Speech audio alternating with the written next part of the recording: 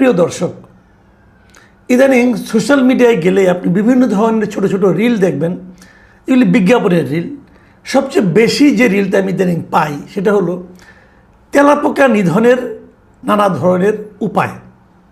বিভিন্ন রকম ওষুধ, স্প্রে ট্রে, অনেক কিছু আছে, জেল, অনেক প্রায় দেখি। মানে তেলাপোকা কিন্তু একটা ঝামেলার ব্যাপার। এই তেলাপোকায় ভয় পায় না বিশেষ করে নারীদের মধ্যে, এমন নারী আমি খুব বেশি দেখিনি। আপনারা দেখেছেন কিনা আমি বলতে পারবো না। এটা খুব একটা কমন মেয়েদের মধ্যে, ওনারা তেলাপোকায় ভয় পান। কিন্তু একটা বড় দেশ মানে ভারতের মতো দেশে যিনি ক্ষমতাসীন যে দল বিজেপি, তারা এখন আমার মনে হয় যে তেলাপোকায় নাজেহাল হয়ে গেছে। এই তেলাপোকা কিন্তু ওই রান্নাঘরের তেলাপোকা নয়, এই তেলাপোকা হচ্ছে একটা নতুন পার্টির জন্ম নিয়েছে। মাত্র ধরেন এক সপ্তাহ আগে, এক সপ্তাহই একদম, কারণ এই মে মাসের 16 তারিখে এই পার্টির জন্ম হয়েছে। এই পার্টি ভোট করবে এমন কথা বলেনি। সেই পার্টির নাম হলো ককরোচ জনতা পার্টি, ককরোচ সংক্ষেপে CJP। এই ককরোচ জনতা পার্টি পুরো ভারতের রাজনৈতিক ব্যবস্থাকে পর্যন্ত নাড়িয়ে দিয়েছে। যে জেনজির উত্থান আমরা দেখেছি বাংলাদেশে এবং নেপালে, তার বিপরীতে ভারতে এটা যেন জেনজিদের একটা আন্দোলন। ইয়াং জেনারেশন এখানে ঝাঁপিয়ে পড়েছে এবং এটা সম্পূর্ণভাবে একটা অনলাইন অ্যাক্টিভিস্টদের জায়গা। অনলাইনে একজন লোক এটা প্রথম সৃষ্টি করেছে এবং তারপর দলে দলে এক সপ্তাহে তাদের ফলোয়ারের সংখ্যা ভারতীয় জনতা পার্টি, ভারতীয় কংগ্রেস, এমনকি তাদের যে আম আদমি পার্টি, এই সবগুলো পার্টির যে অফিসিয়াল যে পেজ আছে তাকেও অনেক আগে তারা ছাড়িয়ে গেছে।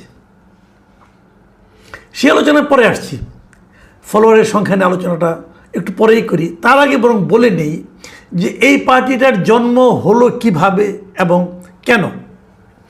কদিন আগে ভারতের চিফ জাস্টিস একটা রায় দেওয়ার সময়, বিচার কার্য পরিচালনা করার সময়, এই প্রধান বিচারপতি মিস্টার সূর্যকান্ত, উনি একটা মন্তব্য করেছেন এবং এটা কিছুদিন আগে, ঠিক মানে কি যেদিন এই পার্টির গঠন হয়েছে তার ঠিক আগের দিন, মানে 15 মে। এবং সেখানে উনি বলতে যে কথাগুলি বলেছিলেন, আমি এটা উনি তো ইংরেজিতে বলেছিলেন, আমি ইংরেজিতে একটু পড়ে শুনে আপনাদেরকে, তারপর আমি বাংলাটাও বলে দিচ্ছি। There are already parasites of society who attack the system and you want to join hands with them.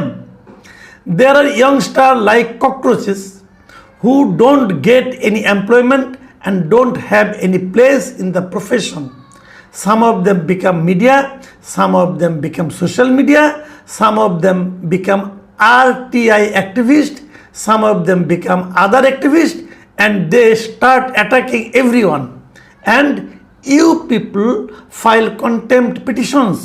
এই হলো ওনার বক্তব্য। বাংলা করলে যেটা বলা যায়, আমি বাংলা অনুবাদটা যেটা করেছি সেটা আপনাদেরকে আমি পড়ে শোনাই, যে সমাজে ইতিমধ্যেই এমন পরজীবী রয়েছে যারা ব্যবস্থার উপর আক্রমণ করে, মানে সমাজের যে ব্যবস্থা তার উপর আক্রমণ করে, আর আপনারা তাদের সাথে হাত মেলাতে চান।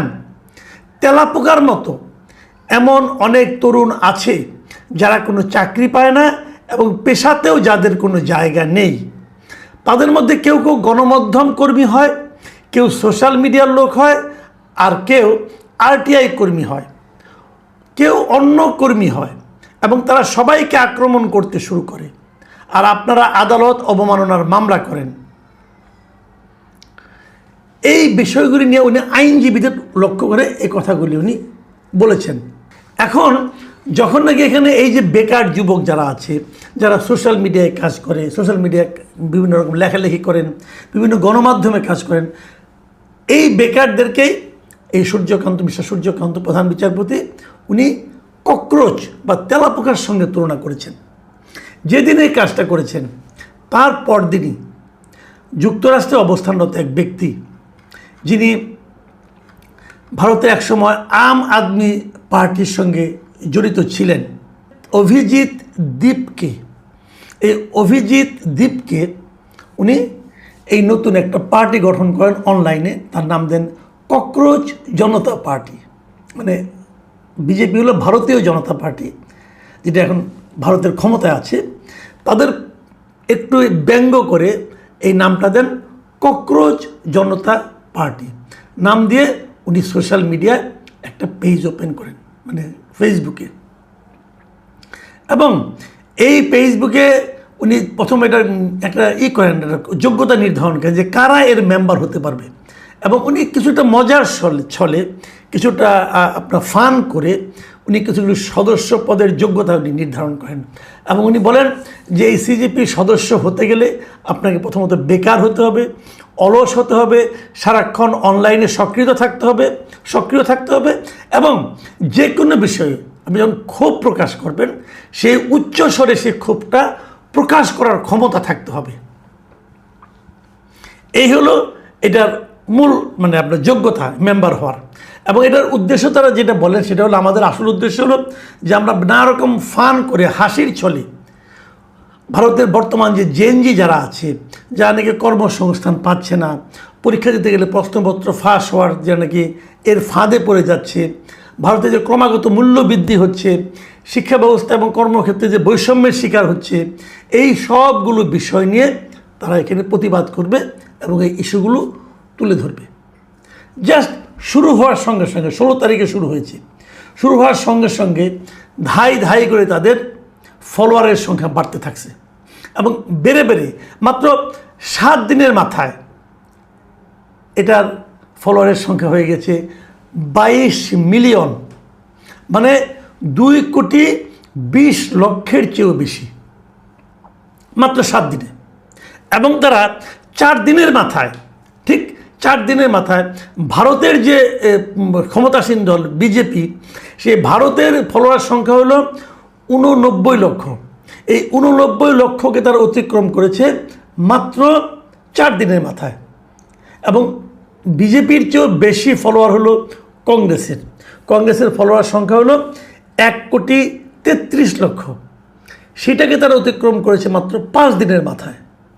আর তারপর তাদের এখন দাঁড়িয়েছে কত, 2,20,00,000 ফলোয়ার। মানে পুরো ভারতে একটা হুজুগ তৈরি হয়ে গেছে। ভারতের যে সমস্ত মানে আপনার জেনজি ইয়াং জেনারেশন যারা নাকি ভারতে বসবাস করে অথবা ভারতের বাইরে বসবাস করে, তারা সবাই যেন এখানে ঝাঁপিয়ে পড়েছে এবং এখানে তারা সমাজে এই যে অসঙ্গতিগুলো এগুলো নিয়ে নানা ধরনের পোস্ট দেওয়া শুরু করেছে। ভারতীয় জনতা পার্টি তার ক্ষমতাসীন দল, তারা এতে কিন্তু প্রমাদ গুনেছে, তারা ভাবছে যে হচ্ছেটা কি। এবং বলা হয়ে থাকে তাদের কারণে, এটা ঠিক কিনা আমরা জানি না, বাট অভিজিৎ যে আছেন যিনি এটা প্রধান অভিজিৎ দীপকে, তিনি অভিযোগ করেছেন যে এটা নিয়ে ভারতীয় জনতা পার্টি সরকারি দলই তাদের এই সাইটটাকে এর মধ্যে বন্ধ করে দিয়েছে। মানে এটা দেখা যাচ্ছে না এখন, আজকে থেকে এটা বন্ধ হয়ে গেছে এবং এটা স্থগিত করা হয়েছে। তারা এটাকে দ্রুত চেষ্টা করছে ঠিক করার জন্য, ঠিক করতে পারবে কি না এটা বলা বড় কঠিন, কারণ ভারতে তো অনেক আপনার ইউজার আছে, কাজে তাদের ইউজারের সংখ্যা এত বেশি যে তাদের চাপের মুখে অনেক সময় ফেসবুক কিংবা টুইটার মানে এক্স হ্যান্ডেল এরা কিন্তু অনেক সিদ্ধান্ত নেয় এবং সেটা হয়তো সেই কারণে বন্ধ হয়ে গেছে কিনা, এটা এখনও স্থায়ীভাবে বন্ধ হলো কিনা এখনও বোঝা যাচ্ছে না, কিন্তু এর মধ্যে কিন্তু তাদের এই অবস্থা হয়েছে। এবং ভারতে এরা একটা বড় ধরনের আন্দোলন, বড় ধরনের ঝাঁকুনি তারা কিন্তু দিতে পেরেছে ভারতের বর্তমান ক্ষমতাসীন সরকারকে। অনেকে বলছিলেন যে কলকাতায় মানে পশ্চিমবঙ্গে বিজেপি বিজয়ী হওয়ার পর তার প্রথম যে আইনটা করে পুরো পশ্চিমবঙ্গকে কাঁপিয়ে দিয়েছে সেটা হলো গরু মানে জবে করা নিষিদ্ধ করার ঘোষণা দিয়ে। কারণ সামনে কোরবানির ঈদ, এই কোরবানির ঈদে অনেকেই গরু জবে করেন, তাদের গরু জবে বন্ধ করে দেওয়া হয়েছে। এবং এই বন্ধ করে দেওয়ার ফলে ভারতে যারা নাকি গরুর খামারই ছিল এবং যাদের মধ্যে অ্যাবাভ 90% হলো হিন্দু, এই হিন্দু জনগোষ্ঠীর যে খামার, এই খামার ব্যবসা একদম মানে মাঠে মারা যাওয়ার উপক্রম। আজকে বিবিসি একটা স্টোরি দেখলাম, সেখানে খামারিরা কীভাবে চিৎকার চেঁচামেচি করছে, কান্না করছে, তারা বলছে এই সরকার তো আমাদেরকে ডুবিয়ে দিল। এরই মধ্যে ভারতের কলকাতারই একজন ইমাম তিনি বলেছেন যে মুসলমানরা যদি সিদ্ধান্ত নেয় তারা গরুর মাংস আর খাবেই না, গরু কুরবানি দেবেই না, তাহলে আসলে কি হবে? মুসলমানরা তো গরু কুরবানি না দিয়ে মানে ছাগল কোরবানি দিতে পারে, খাসি কোরবানি দিতে পারে, এমনকি মুরগিও কোরবানি দিতে পারে, কোনো সমস্যা নেই। উনি যেটা বলেছেন আর কি, উনি এভাবে বলেছেন।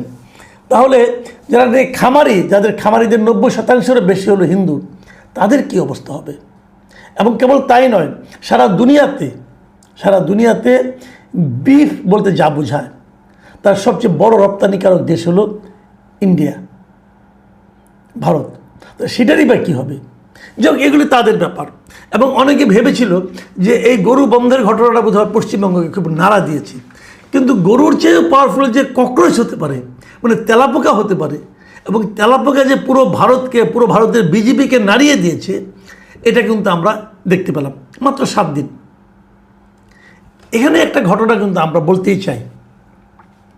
আসলে দেখুন, তেলাপোকা কিছু না, গরুও কিছু না, কিছুটা হচ্ছে যে সাধারণ মানুষের প্রতি সরকারের কি আচরণ। এই যে সাধারণ মানুষের যে ক্ষোভ এই ককরোচ জনতা পার্টিকে কেন্দ্র করে পুঞ্জীভূত হয়েছে, প্রকাশিত হয়েছে, এটা কি হঠাৎ করে এই মে মাসের 16 তারিখে যা আনা গেল? এই ক্ষোভটা কি 16 তারিখেই হয়েছে? তা কিন্তু না, এটা দীর্ঘদিন ধরে চলে আসছিল। এই পুঞ্জীভূত ক্ষোভ হয়তো প্রকাশের কোনো পথ পাচ্ছিল না। যেই মাত্র একটা ককরোচ জনতা পার্টি নামে কেউ একজন করলো, দেখেন এই অভিজিৎ দীপকে কথা বলছি আমরা, এই অভিজিৎ দীপকে কিন্তু একসময় আম আদমি পার্টিতেও কাজ করতো। কই আম আদমি পার্টির ফলোয়ার তো এত হয়নি, তো ওদেরটা এত হলো কী করে? এটা হলো যে তারা জনগণের, মাস পিপলের পালসটা বুঝতে পেরেছে। সাধারণ মানুষের যে আপনার পালস যেটা আছে, তাদের মনে চিন্তা যেটা আছে, সেটাকে তারা অনুভব করতে পেরেছে, এবং তাদের সঙ্গে ওনাদের এই আদর্শে এটা ব্যঙ্গাত্মক হলেও মিলে গেছে। ঠাট্টা করে করা, ফান করে করা একটা গ্রুপ, একটা ফেসবুক পেজ যে এত পাওয়ারফুল হতে পারে, এটা কিন্তু তারা দেখিয়ে দিয়েছে। আমাদের এখনও একই হচ্ছে। আমাদের 24 জুলাই আন্দোলনে আমরা একই জিনিস দেখেছি। ক্ষমতাসীন একটা দল কীভাবে পাশের ঘরের মতো ভেঙে চুরমার হয়ে গেল একটা আন্দোলনের ডাকে। অভিজিৎ দীপকে কিন্তু মূল বিষয় না, মূল বিষয় হলো সাধারণ মানুষ। যেমন আমাদের এখানেও কে সামনে ছিল, নাহিদ ইসলাম না আক্তার হোসেন, এগুলো কোনো বিষয় না, বিষয় হলো সাধারণ মানুষ। সাধারণ মানুষকে আপনি ক্ষুব্ধ করবেন, আপনাকে তারা বালির ঘরের মতো ভেঙে দেবে। আমরা জানি না যে এই ককরোচ জনতা পার্টি তাদের পেজটা আবার ফেরত পাবে কিনা, না পেলে তারা বিকল্প কোন পথে অগ্রসর হবে।